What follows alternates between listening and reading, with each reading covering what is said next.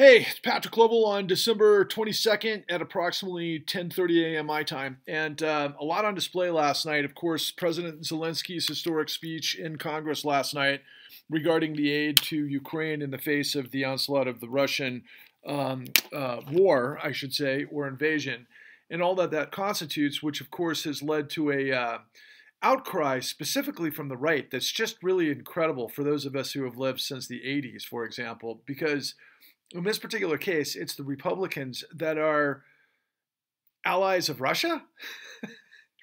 And what were the other? Oh yeah, and the other stuff that seems to be like abetting on TikTok or Twitter, I should say, is this just unbelievable sort of like conspiracy minded revelations of the Twitter files that ultimately lead to what the FBI may have been involved with in censorship, and then that has led to this sort of right wing, outcry that the FBI needs to be muzzled or controlled, and yet everybody in the FBI is a Republican.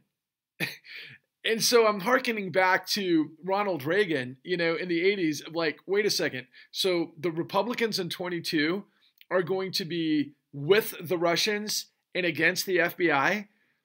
That's insane. And then in addition to that, I think we saw Tucker Carlson align with, obviously, the likes of Oliver Stone over the course of decades, intrinsically comparing what took place during the JFK assassination, because it was recently released 13,000 documents that Biden released, much of which were redacted. But, that seemed to implicate, in fact, it wasn't even implicate. There was like this sort of smoke and mirrors trick of this monologue that Tucker Carlson gave that's going viral, where millions of people were paying attention to it, where he made the claim that he had talked to somebody inside the agency, i.e. the CIA, that had said, yes, he believes, I think you could do air quotes, that the CIA was involved with the assassination of Kennedy. He slipped that in, and everybody's response to it is like, oh my God, Tucker Carlson is revealing that he got the information from someone deep inside the deep state that the CIA murdered or assassinated President Kennedy. And suddenly the right, who back in those days would have been all over J. Edgar Hoover's FBI and complicit in all of those things that led to that scenario. And it's not funny. It's just that there's this sort of twisted, almost insane, perverted logic and rhetoric that continues to unfold that just, it's the emperor's new clothes over and over and over. The right is incredibly well-funded, incredibly skilled at being able to create and live and thrive in the world of paranoia, even though what they're revealing is exactly what they've been a part of for decades. And more, interestingly enough, in the con, for example, and I brought this up on Twitter the other day, but you see this confluence, like one of the hot button issues, of course, with Republicans or the right. I don't even know if you can actually put them together. It's like saying the left and Democrats. It's not quite the same thing. There's this MAGA movement that's, aspects of it are incredibly volatile and extreme and aggressive and violent and that sort of thing, of course, leading to the insurrection. Much of these guys were insurrectionists. I mean, I should say mercenaries or police officers or anybody that might skew into a direction of authoritarianism, which gets us closer and closer to that day where the fascist state prevails. And that's what we're up against. And that's what I've been fighting from day one, but in a whole variety of ways. Someone this morning asked me, so what exactly is your framing of what our system has become? And it was a T-ball. I mean, it was a complete underhanded softball for me, because this is what I've been saying for now years. We live in a corporate fascist state, and now that's redundant because corporate fascism and autocracy is really a similar top-down approach where everybody is complicit to the aims of that particular organization. So it's a corporate fascist state, but here's the key consideration: undergirded by a criminal syndicate, which means conspiracy. So here we have the right that's going into this sort of play where it's like, well, it's no longer conspiracy theory, and they're actually right. In the case of the CIA, yeah, I believe, and I have for decades, well, I don't know about decades, but more so than ever before, especially after seeing Oliver Stone's most recent work on the JFK assassination, that it looks absolutely crystal clear that the CIA had planned and operated and executed. It was an extremely involved and sophisticated operation where the evidence appears that there was like literally 3 Lee Harvey Oswalds and Dallas verticals, one being in Chicago and the other in Miami, that were like fail-safes for this organization. And that was like gobsmacking when I learned that information. But you kind of think about this, and I'll never forget, I did an interview with one of the top journalists who's a Pulitzer Prize-winning journalist who works at the New York Times and does writing for like the Atlantic and Vanity Fair and others. And I remember putting him in a cab after I interviewed him, and he, as the door is closing, he looks up to me and he says, "Well, the day it all changed was the day Kennedy was assassinated." And I was like, holy shit, here's a guy that writes like James Michener-like novels that have more detail, and everything is just completely concrete in terms of the evidence that he presents. And 1,600-page, absolute, it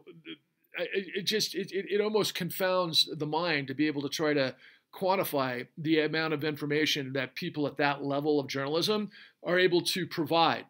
That's absolutely detailed and just completely bulletproof. And he says to me as he's getting into the cab, the day it all changed was the day that Kennedy was assassinated. Now, I've done a lot of introspection and investigation, and I've just been following the thread of what the CIA has been involved with for a very long time. And I personally, for those of you who listen to what I have to talk about for some time, I'm obsessed with 9/11 through 2008, 2008 being my expertise. Not quite sure what to think of COVID, all things considered, other than I'm vaccinated 3 times. And of course, I'm not dead. And I know that COVID killed millions of people and it was legit, but there's other questions. But what I do know during that time period is what happened at the Federal Reserve and all of the different intricacies of quantitative easing during this time period. that furthers what we reveal from the con, which is the story of everything. And what's incredible as we see all of these things start to unfold is this clarity that mainstream knows where it gets its bread buttered. Same with Congress. There is a funding mechanism where there is a power behind that power that fuels and funds how things operate in this country. And what's most shocking to me, quite frankly, is that the mainstream media, specifically the New York Times, has been complicit in everything that's been going on since 2008. Now, it's extremely sophisticated at how it handles this, but really at the end of the day, when you know the facts, you can just compare and contrast what the New York Times hasn't done when you understand what was available at what time and what they ignored for what outcome and actually what they published at that time to be able to create kind of a national consensus, which is important because the New York Times, being the nation's paper of record, is an influencer of all influencers, because all mainstream media will follow the lead of the New York Times to be able to kind of give us an understanding of the world we actually live in. And I am very critical, and I watch mostly to study, not to get information, but to study, because I know a lot of what they're leaving out over and over, the likes of Rachel Maddow and, the MSNBC, team, if you will. And they're incredibly capable and sophisticated and charming and smart, but they cherry pick what they want us to know. It's safe to go after Trump. And Trump is guilty beyond anything that we have seen. There's so much on Trump. It's shocking to me that he's still breathing free air. But in context to what Trump has done and is guilty of, he's at best a mid-level player at what I continue to reveal to you. So I'm going to give you a couple of contexts for consideration and clarification, and so you can kind of compare apples to apples at what it is that you need to know. But I'll also, give you another metaphor, because it's very difficult for, I think, a lot of people to really just slow down, open up their mind, get their bandwidth in a focus where they're listening to the source, and in this case, me. And I don't have tens of millions of followers, and nor do I have tens of, well, the most, let's say impactful influencers in the country saying, you got to listen to Patrick Lovell because he's the guy with all the answers. Unfortunately, I don't have that yet, but that is actually coming, believe it or not. and I'm 6 months ahead of you in terms of what I know is coming. And I'm finally, after years and years and years, building a consensus to be able to build that tidal wave to blast through like a nuclear, fusion, like a reactor almost, of truth that's going to ultimately break through, and it's going to have everybody just, this plastic Teflon sort of separation between reality of the world that constitutes the power structure of this country gets unveiled. Because like I continue to tell you, it is the emperor's new clothes. And I like to say on really bad acid because that's what it is. But here's a couple of examples of what you should consider as you start to kind of parse what it is that I'm telling you, or I'm informing you. I apologize. I don't mean to tell you anything, but I'm conveying in a way that I hope blasts through, because unfortunately nobody is and nobody has and nobody will. So therefore, unfortunately, it is up to me. So firstly, Sam Bankman-Fried was of course arrested last week, but now he has been removed from custody in the Bahamas and transferred to New York, where now this is going to go next level.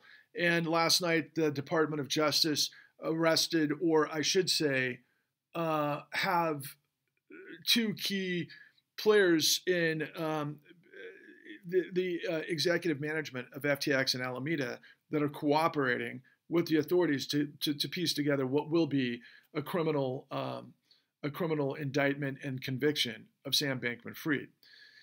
Considering, in fact, as I go into this, I just want you to consider that he went on this national celebrity interview tour with the likes of The View, for example, or, of course, the New York Times with DealBook with Andrew Ross Sorkin and others, and because he was making a case to try to kind of create some confusion to probably buy himself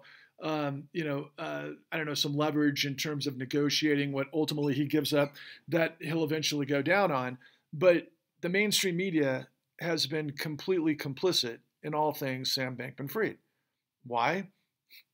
He was able to work with celebrities that pumped his bullshit apparatus that led to this absolute disaster. And of course, the mainstream was in on it. So consider that as the sources as I continue to try to devolve and escalate your understanding of what's real versus this facade that this country is under this overwhelming misinformation based on the sources that we should trust, but they don't have the capacity to be able to filter through these sophisticated, complex scenarios that we're in the midst of. But I'm going to marry two together that I think are very prescient that hopefully will convey what it is that I think is absolutely clear to me, and hopefully will be to millions more soon. So Caroline Ellison, the former CEO of Bankman-Fried's hedge fund Alameda Research, pled guilty to a 7-count criminal indictment, including 2 counts of wire fraud, 2 counts of conspiracy to commit wire fraud, conspiracy to commit commodities fraud, conspiracy to commit securities fraud, and conspiracy to commit money laundering. What was the cadence and the synchronicity for what they just laid out? Conspiracy. And I'll remind you of that, as we move forward, because the mainstream in a specific arena tends to try to deflate or use conspiracy theory to smack holes in credibility of people that are like, well, wait a second, what about this? But now here we are with the Department of Justice that are using its indictments for these charges based on conspiracy of all of those different elements. That includes Gary Wang, the coding wizard and the former chief technology officer of FTX Trading, who pled guilty to 4 criminal counts, which include conspiracy to commit wire fraud, conspiracy to commit commodities fraud, and conspiracy to commit securities fraud. Yeah, that's what they were doing. They were basically, as John Ray had pointed out last week, he said it's a simple embezzlement. But really the entire formula of FTX, which is important in this revelation, this analogy, is that they were taking FTT tokens that their market makers created a value that they traded against their depositors that they backdoored to do uncollateralized trades. That's, by the way, Wall Street. What Sam did was absolutely huge, but it's still absolutely tiny in comparison to what I continue to reveal to you.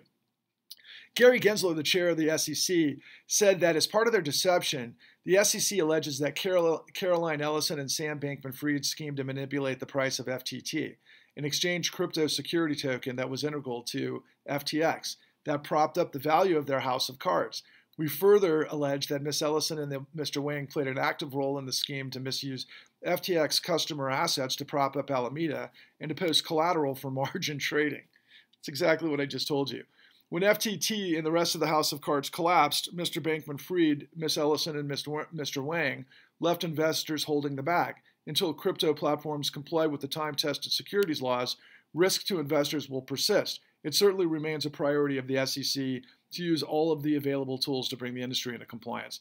So that's a huge aspect of this, because the whole purpose of crypto and blockchain and Bitcoin was to DeFi because they didn't trust fiat. But in this situation, or central banks, as it were, and that was the whole buying capacity of this whole thing. Now, there are certain elements of blockchain that are intriguing to me, and I'm learning more every day. But ultimately, what I just described to you was a step and repeat. It was a mirror image of what they fancied themselves to be. So out of one side of their mouth, they're saying, we're creating this technology that's transparent so that you don't have to have the risk of central banks and the corruption, if you will, of fiat. Meanwhile, they just did exactly what they learned the mechanics are of what created the 2008 great financial crisis, but it's more than that. It really goes back to the S&L crisis that then evolved into the long-term capital management blowout of the late 90s, that then evolved into the tech boom that then blew up and crested, and then we were replaced by the Enron era frauds that included WorldCom and Tyco. And then, of course, the granddaddy of them all was the 2008 great financial crisis, which to this day, no matter how many mouthpieces with their microphones and their large audiences, either in politics or in media, have no idea what the fucking system was and what the scheme actually was. But yet they want to act like they're experts in 2022 based on some of the elements that I'm telling you, but they can't see the forest for the trees. Once again, the emperor's new clothes on really bad acid. This is a mirror image of what it is that would reveal to you in the con, only the con for comparison's sake. And I'll go through this because this is actually, it's huge.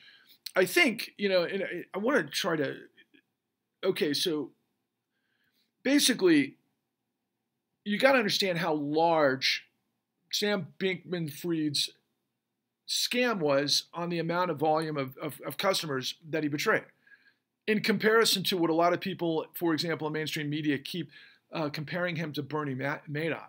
So ultimately, FTX had 2.7 million user accounts, or I should say FTX US had 2.7 million user accounts, and FTX International had 7.6 million user accounts. That's a total of 10.3 million customers or potential customers, and that's 250 times the size of the defrauded customers of the Bernie Madoff story.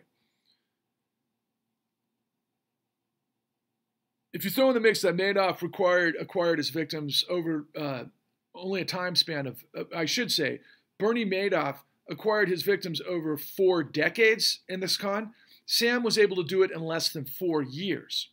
And he did that by paying celebrity endorsers of FTX and putting his name on, stadiums around the country. And people just, again, they were chasing what we do in the United States, quick yield, the quick fix, get rich quick, all of those types of things. And now caveat emptor, because regardless of what I told you before about what the SEC is doing, the SEC, of course, is not regulating crypto, especially because it was FTX, Alameda, because it's domiciled in the Bahamas.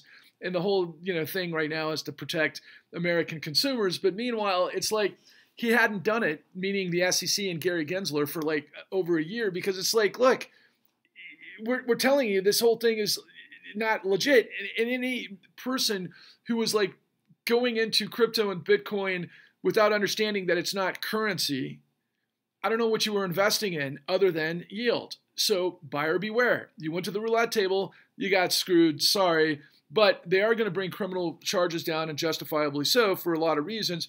But it's still ironic, all things considered, compared to what they didn't do because of what happened in the 2008 great financial crisis. But I'll come back to that momentarily. So if you consider the customer losses at the other crypto companies that have filed bankruptcy, potentially as a result of their exposure to FTX, the total number of losses may be close to about 18 billion of lost principal.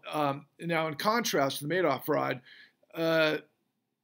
currently Ray is acknowledging that 8 billion. Sorry, that was in the Madoff fraud, 18 billion. So currently, Ray acknowledges that 8 billion is missing customer funds, while indicating that records are in disarray and the funds may still be tracked. So it's still a lot smaller, even though there were more customers. So Madoff was just working with a lot wealthier clients, and but that puts it into perspective. But meanwhile, we're talking about what we're talking about. I mean, I've seen that the company was worth, I know Sam was worth 16 billion, but I think it was like, based on the trade valuation, everything else, like 6 months ago, like 64 billion, something like that. In the 2008 great financial crisis, by 2006, the notional value of the derivatives trades were somewhere between 600 trillion and 800 trillion, and that's what blew up the world. So,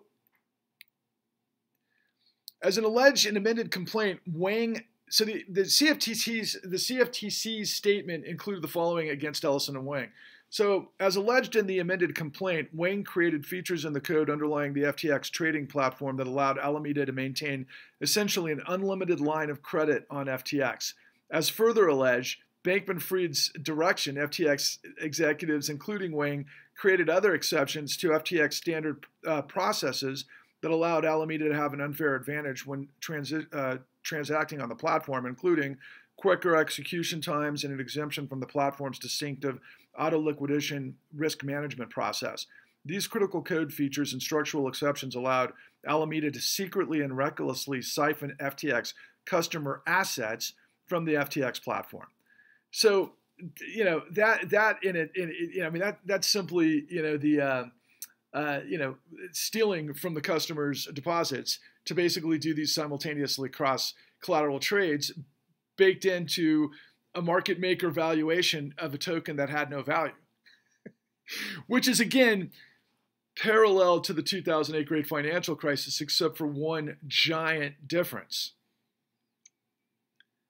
Wall Street bet the freaking world on a roulette table, but they have the full faith and credit of the United States as a backstop called the Federal Reserve.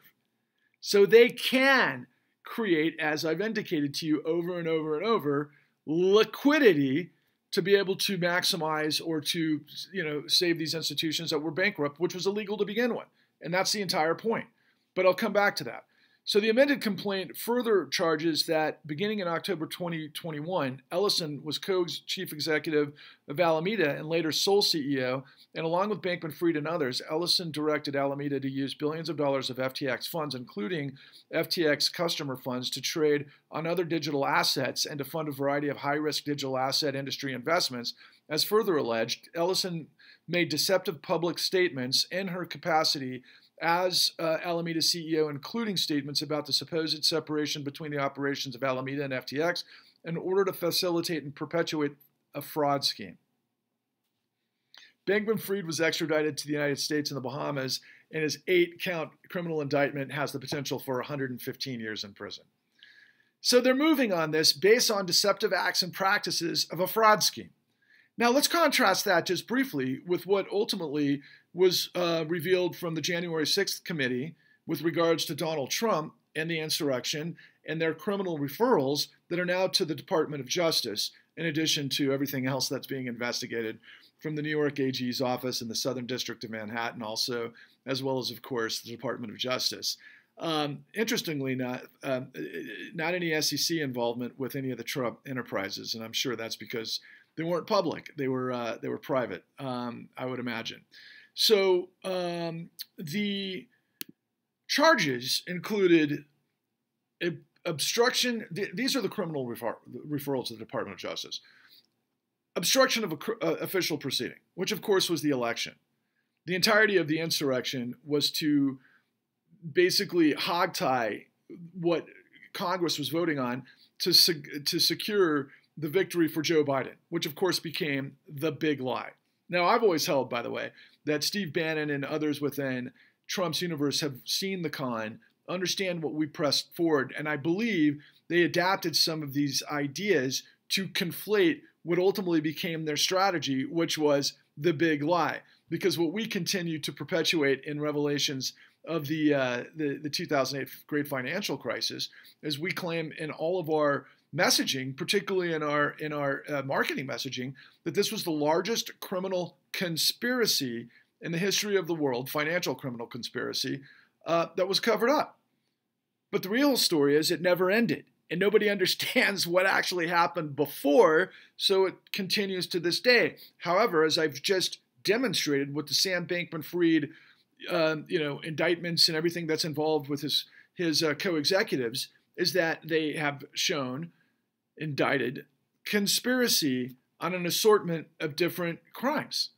Because it always takes more than one person to pull this off, which is a conspiracy, which isn't theory. When you say conspiracy theory, you are saying that to discredit those that are trying to put the pieces together, especially because it's very difficult to find and aggregate the evidence to prove a case, which is, of course, what happens in our courts, and that's what's supposed to happen.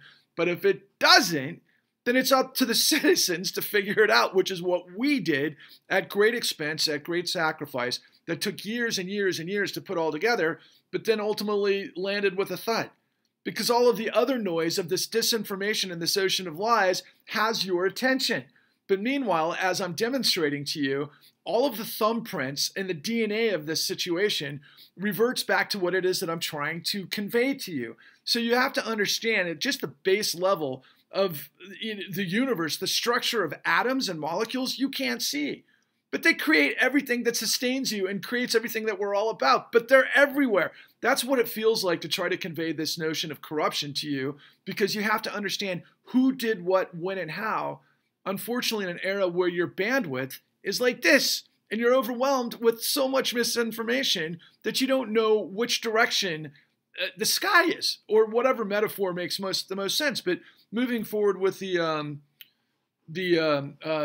criminal referrals from Congress based on their hearings. The second, and this one was the most important, and this is, again, reverting back to Donald Trump. Conspiracy to defraud the United States. Conspiracy to defraud the United States. What he was doing was he was feeding misinformation to the public based on information that he knew, that there was real numbers that were coming through, that he was lying about to be able to foster this paranoia and disbelief, because nobody can believe anything because they're lied to all the time. And when the whole world, like Jon Snow said, is a race to the bottom with better and better lies, then nothing means anything. Well, yes, that's what we're dealing with, because we live in an era of just absolute deception, puppeteered by those with the most money, which means the most interest and the most entrenched interests and everything else, much of which the committee, the January 6th committee, hasn't even touched, because the conspiracy that they're referring to is just a handful of players, not the big money on the outside that I keep trying to bring to your attention, like, for example, the Koch brothers or the Mercers or, Adelson's, foundation and all that type of stuff that would enable them to get all of the mercenaries and fund these guys and be coordinated, because Blackwater was involved, which is, of course, why can't I think of his name? The guy, it was Eric Prince, right? Who's been a mercenary since the beginning of the Iraq War. And I mean, this guy with all of his hired guns are as tough and badass as it gets, because he hires the best professionals to protect the worst actors on the planet. It feels very, to me, if you've seen the movie that was just re-released, James Cameron's, second installment of Avatar, that kind of is like the military force that's gun for hires on Pandora. That's what it feels like when I look at Blackwater, for example, but happening, in the insurrection and all of the things that followed what was going on in Black Lives Matter. So those are the first two almost insane criminal referrals, considering what I'm telling you. Again, they're demonstrating conspiracy, okay? And you're seeing that there's a remedy for that, because that's the law. We have structured laws to combat this type of deceptive behavior. And yet, if the law doesn't actually do that, there's a reason for that, and it's called corruption. Moving forward, the third criminal referral, conspire to make false statements based on the electoral certifications. Now, as we watch, for example, Rachel Maddow and the MSNBC crew specifically, they have been on this for some time. And Rachel justifiably goes like Rachel Maddow loony on this whole thing. She's like, oh my God, they were dummying up documentation fabrication to create electoral certification fraud that Rudolph Giuliani, ironically, who was one of the top cops in the United States based on RICO as the, Attorney General, well, was he Attorney General of New York or was he DA? I got to go back to that. But during the 70s, when they were trying to snuff out, the 5 crime families of New York, they used RICO to do it. Racketeering, influence, corrupt organization. We have, again, remedies for this type of behavior if only you have the courage and the commitment to the law that no man or corporation is above the law. And that's the idea of the United States. However, we have not been using these laws for 20 plus years. Just so you know, this is kind of a new rub on an old scenario, but yet there is ways you can cherry pick and get certain bad actors in the system that you want to take down if you have the power, and justifiably so in the case like I opened up. I mean, Trump is guilty of this and so much more. However, what he is a mid-level player at best. And moving forward to the final a criminal referral, of course, is to incite an insurrection. I mean, that's treason. Okay, that's what Trump did. It's treason. But working with Vladimir Putin based on laundering money through New York real estate wasn't treason enough before he got elected president. 74 million people against Biden voted for Trump after he had already been proven to have lied over 5,000 times and been involved with these murky relationships that were just insane. But ultimately, the mainstream media cherry picks and they don't go all the way, because I've got this theory that if they did go all the way, then they'd have to reveal the stuff that I'm revealing to you, which of course they don't, because they don't want to. And I'll give you a final paragraph from a New York Times board op-ed this morning that kind of builds all of these things together. Not so much Sam Bankman-Fried, but with respect to the January 6th insurrection. And this is their final, their concluding paragraph, and really the point of everything that I do. They said, look, we remain in strange and uncharted waters, yet the hearings underscore that the country is better off with clarity and truth. Well, no shit. That's the New York Times op-ed board saying what we all expect. So again, like, the easiest metaphors have always been for me, when you're driving through your city, you expect the lights to work. There's rules so that we don't all pile drive into each other and have absolute chaos. When you go to the airport and you get on a plane, you expect that plane to fly. You don't necessarily have to understand how the plane flies with detail. You just expect it to get you from point A to point B safely, as is your right. And in the market, if we knew that there was an airline that was designed to sabotage us 1 out of every 10 times that we got on the plane, chances are we wouldn't buy tickets because we're not going to play roulette with our life. But meanwhile, we do that with our government. We do that with our financial system because of what I've been trying to tell you. Yes, it's a mammoth conspiracy. It's not rocket science. It's racketeering. And when you have the truth, you're bulletproof. I need you to believe me when I tell you I have the answers. Just some regular guy. There's nothing special about me. I don't part the waters. I don't walk on water. I wasn't sent here by God. I don't hear voices from God. I just happen to be a guy that is relentless when I try to understand what the heck is really going on in my world. And when I found out I've gotten played, I fight. I fight because I'm tenacious, and maybe if anything, I'm a little bit like Popeye when I open up a can of spinach and I'm battling Bluto. But in this case, Bluto is the system. You've got to understand, people, that we have been betrayed by professionals in this country. We have to rely on people, for example, going back to the metaphor about expecting the plane to fly. We don't have just a random person flying the airplane every time we get on it. We have a pilot. That pilot has trained and got the job because he has over, I don't even know what the baseline is anymore, but you have to have probably 100,000 hours of flight time before you're a commercial pilot. That's an extraordinary amount, and I can tell you firsthand that if you endeavor yourself into something for more than 10,000 hours, chances are you're going to actually be very good at it. I've got hundreds of thousands of hours into this topic that I'm explaining to you.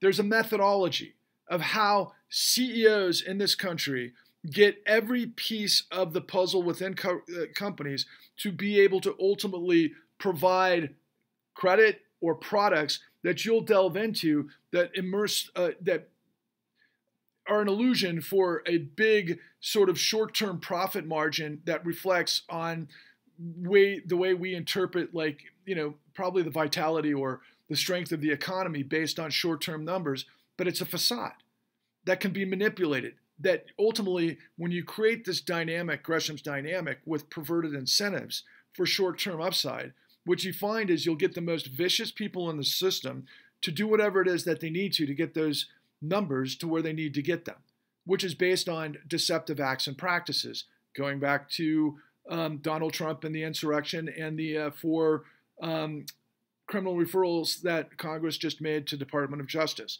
Deceptive acts and practices, right? Lying, stealing, and deceiving. And this is really a huge point that I have to underlie here. When Rachel Maddow is referring to the elector certification documentation fabrication and the story that I've been bringing to you, networks in the pipeline of the real estate vertical, known as brokers, lenders, underwriters, the appraisal arm of the process, and then also the stopgaps of the ratings agencies, are all built in to make sure that that value of that product is what they say it is, especially if they're going to sell securities, because then they have to fit within the law and the purview of what's known as, reps and warranties. Just like what the criminal referrals are saying that Trump was guilty of, deceptive acts and practices based on warranties, in so much that people were providing money to the charity to keep Donald Trump going because he was saying it was a massive con and that the election was being stolen when he knew that it wasn't. That's deceptive acts and practices. Meanwhile, tens of millions of felonies occurred using documentation fraud to get people approved for loans that are known as liar's loans. It's not subprime, it's liar's loans. They're ninja loans. No job, no income, no asset, okay? No job, asset. The bottom line is they were myth, but yet they were sold through the pipeline as having a specific collateral value that was AAA that ultimately was sold to pensions and municipalities and governments that were designed to blow up. They did. They blew up the world in 2008 based on a criminal enterprise that had tens of millions of felonies using all of the same things that are on display now, and in the end, using mythical collateral that was at the end, after they blew up the world, that was at this point worth zero. The Federal Reserve reached around extraordinary scenarios based on statutes that are just the basics of lending. You don't lend to somebody who's bankrupt, especially at the same rate you would if they were AAA, right? And you don't do it if you know knowingly that they created the deceptive acts and practices through a criminal pipeline to create that product that blew up the world. You don't then step in to A, not prosecute the CEOs that were responsible for this whole thing, and B, you don't give them tens of trillions of dollars. But that's what we did. And we've continued to do. Quantitative easing was the next step that lasted since 2012 till now, so maybe it's 2010, I think. 10 to 12 years of this distortion racket, that ultimately provides the criminal syndicate an endless flow of capital to destroy you. That's our system. And it's much bigger than Trump. It's much bigger than Sam Bankman-Fried.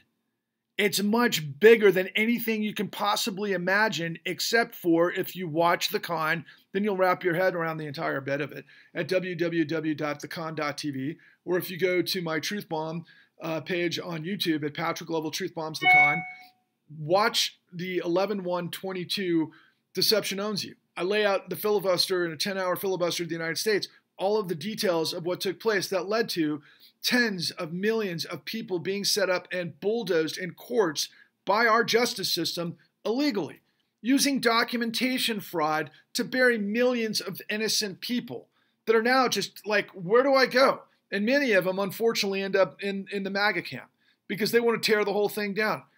Many of them are the ones who showed up on the January 6th insurrection. I still, to this day, cannot believe, after everything that's happened since 2000, and I'm talking 9/11, I'm talking about wars that didn't need to happen because we never went after Saudi Arabia when Saudi was deeply immersed in the 9/11 attacks. But I don't think Saudi ever actually engineered the whole thing. I just think that they were involved. They were part of it. I think it was an inside job, but I don't think it was Israel by any stretch and all that truther shit. But I do think it was the oil industry / financial system / CIA that was very much a part of this. Don't know all the details, just know enough to know that the FBI knew exactly what was going on with all of the terrorists in our country that they could have thwarted in a nanosecond, but chose not to. And then we had 9/11, then we had 20 years of war. 2008 is a very similar situation. Asymmetric information based on deceptive acts and practices and fraud by CEOs of the biggest, most recognized, I guess respected institutions in this country that were nothing but fraud shops. And then ultimately the government allowed them to get away with it. Why? It's called revolving door. So when President Barack Obama wrote his populist wave of change we could believe in, the first thing he did when he came into office was he put all of the people that designed this thing that blew up the world in positions of power to clean it up. Most notably, from Covington and Burling, the law firm that is, I think, equidistant between the White House and the Treasury Department, who's been around since the Civil War, one of the most elite white shoe law firms in the country, gave us Eric Holder, who was the Attorney General of the United States. Why is that important? Well, because in the ramp up to the blowout in 2008, it was Covington and Burling that did the legal work for what was known as the MERS, Mortgage Electronic Registration System, that was then used later with, millions of documentation fraud with robo-signers that basically, bulldozed millions of people in the courts illegally. And they all did that without anybody knowing it. Nobody was made whole. Nobody went to jail. Nobody understood what exactly happened. And that just opened up the, basically this Pandora's box to hell. Because without accountability and without integrity of the law, the bad guys can win. And they continue to win. And they continue to win because they're more ambitious, they're more organized, and they're just more committed than you are. I used to say, after 9/11, I would say things like, we as Americans have to love liberty and justice for all more than the terrorists want to go see Allah for 17 versions. We have to have that sort of, foundational just power, because when you do, that goes to my point always, when you have the truth, you're bulletproof and you can withstand the storm, this insanity, and you can defeat it. I underestimated what I was getting involved with when I tried to pull the threads to understand what didn't make sense after the 2008 financial crisis. This many years later, it all makes complete sense. But what I underestimated was twofold. The lengths of depravity that the system of corruption will go to control us all, and B, the complicity of millions of people who can't literally put 1 + 1 = 2. It's the emperor's new clothes. I'm the guy who's got the truth. I don't walk on water, but I do believe in liberty and justice for all. I need to somehow galvanize millions of you to walk with me in a specific direction, to blow holes in all of this so that the truth can overcome the madness of lies. If you want a cultural, if you want why can't I even think of the term, when we're, not cultural, but it'll come to me in a minute. But I just, look no further than Game of Thrones and the character Jon Snow fighting the army of the dead. He just basically makes a very simple calculation. if we don't come together to defeat the army of the dead, we're all dead. Corruption has destroyed every empire in the history of the world, and it always does it through conformity. I need people of independence who understand right from wrong, who are citizens, to come together under the banner of truth. And we've got to do it now. There's no time to waste. Onwards and upwards.